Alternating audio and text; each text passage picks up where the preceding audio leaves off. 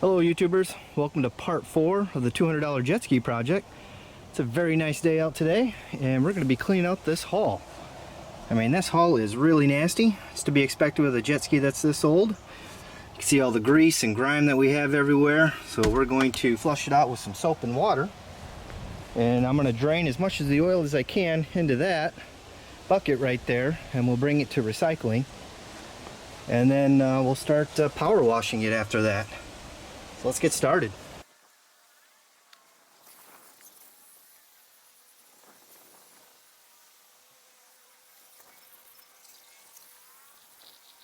Alright, got the first round of cleaning done. Just a quick rinse, got all the oil and stuff out of it. So the next thing I'm going to do is I'm going to fill it up with water mixed with laundry detergent. And we're going to fill it up pretty high so that way it soaks in there for 24 hours. And then we'll drain it and then we'll start power washing it.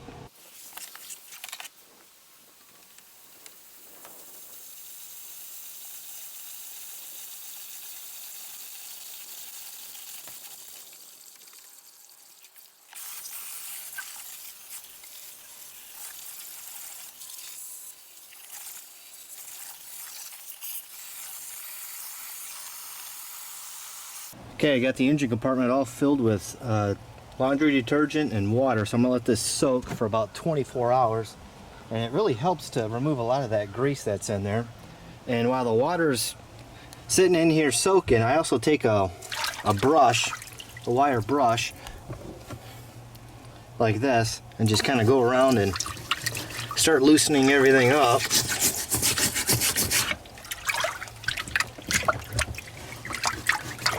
So I'm going to let it soak in there, and then tomorrow we'll empty it and then power wash it.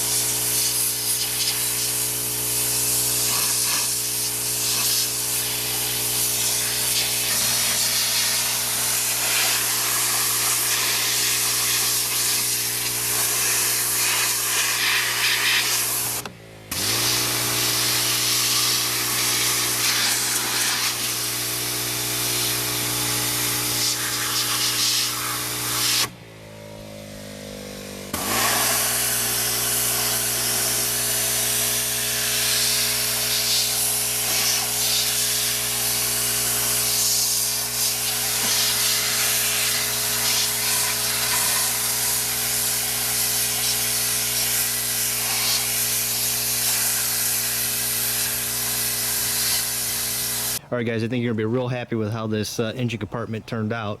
I spent about 15-20 minutes power washing it, and this was the end result. Boom! Look at that. Super clean.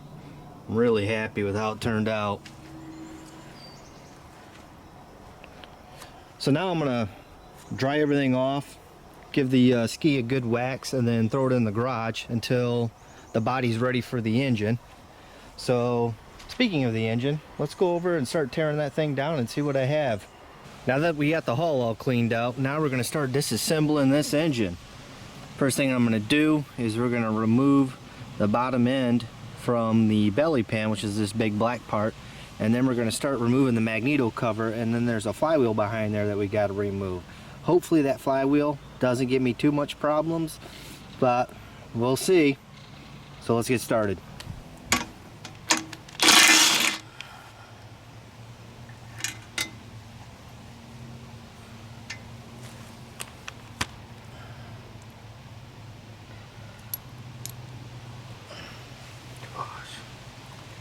Just everything's covered in oil.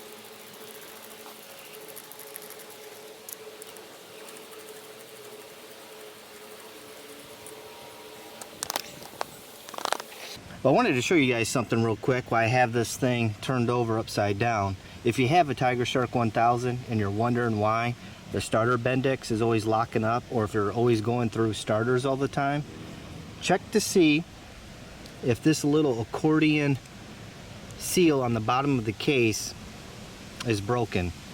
This is supposed to be completely sealed to prevent water from getting inside the Magneto cover. And what happens is, with time and age, these things dry rot and break in half like you see here, and now water gets inside here. And that water rusts out the starter Bendix, and then in turn ruins the starter as well. So if you're always going through starters and starter Bendixes, make sure you check that out.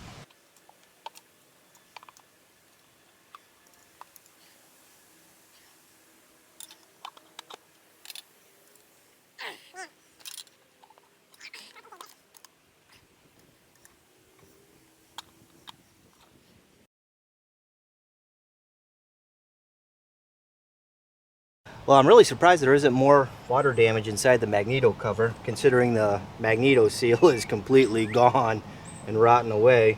Usually what happens is a bunch of water sits inside here and just completely rusts everything out. Even the Bendix isn't too bad, but I'm going to go ahead and replace this anyways. I'm really surprised though that when they rebuilt this engine, they didn't replace this seal. Yeah, it's too bad. So judging by the condition that's what's inside this Magneto cover, tells me that this engine was probably rebuilt fairly recently, so they don't have very many hours on it. So the next thing I'm going to do is go ahead and remove this bolt so we can get the flywheel off.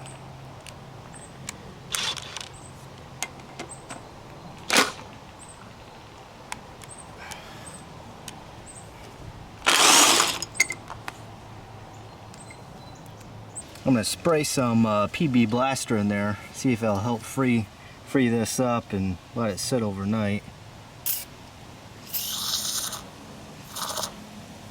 So I've been letting this soak in PB Blaster for 24 hours. We'll see if we can get this off a little easier now.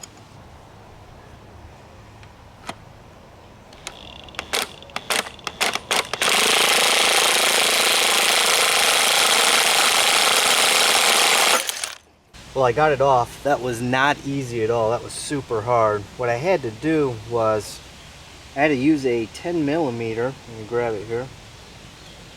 And I used that as a spacer inside here. So when I put the flywheel puller on, this thing would go against the 10mm. If I just used that, it was actually just hitting on the flywheel itself and it wouldn't have removed it at all. So I had to put a little spacer in there. And then once I did that, I was able to pull this thing right off. So boy, it was on there good. So now that that's removed, what we're going to do is we're going to remove the inside bolts here so we can get the Magneto housing off of the crankcase.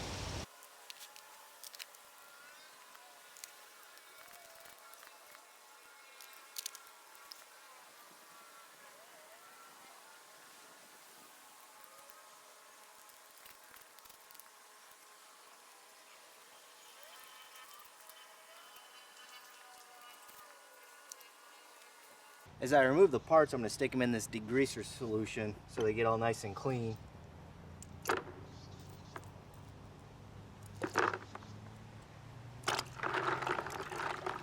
Next, I'm going to remove the oil pump right there. For some reason they used Phillip head screws and it looks like it's been messed with quite a bit. And by mess with, I mean somewhat stripped out, so we'll see what happens.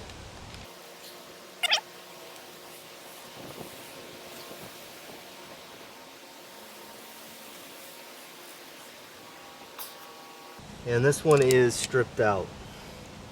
I'm gonna go get my impact screwdriver and see if that will take care of it. These impact screwdrivers are great. If you don't have one of these in your toolbox, I highly recommend you get one. I'll leave a link in the description on where you can get one. What makes them so great for strip screws is as you hit the top of the tool with a hammer, it causes the bit to bite into the metal and also loosens it at the same time. These are especially great for those stubborn screws on the carburetors.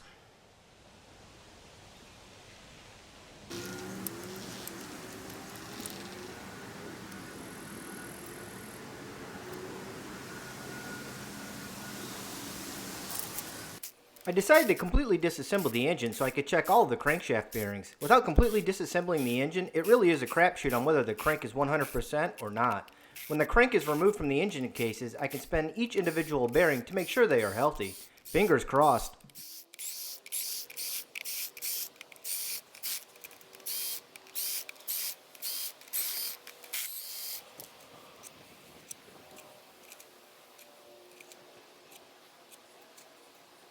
Alright, I think I got all the bolts out. So let's see if we can split this thing.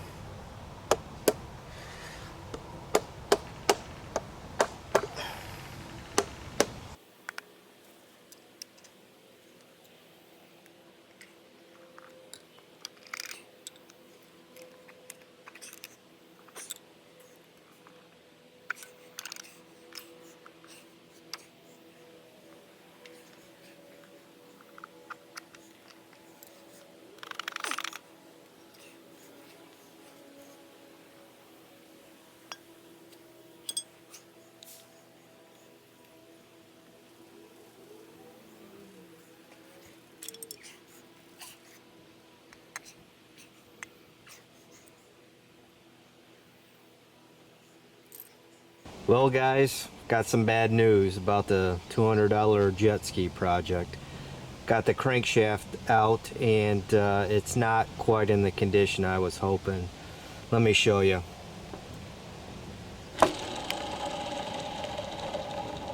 That's a bad bearing. That one's not too bad. That one's really bad. Not too bad. And then this one. Yikes. That one is shot.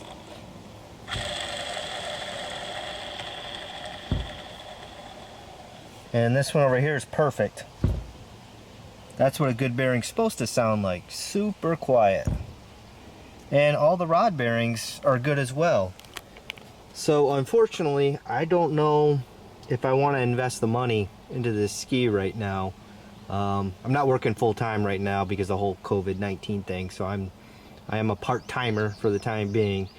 So I'll think about it, see what I want to do. Maybe I might be able to find a good used engine, or if they put me back full-time, then I'll spend the money on a crank and just do a complete brand new engine in it. So this is where I'm at on it. So unfortunately, it looks like this project might be put on hold. Man, that sucks.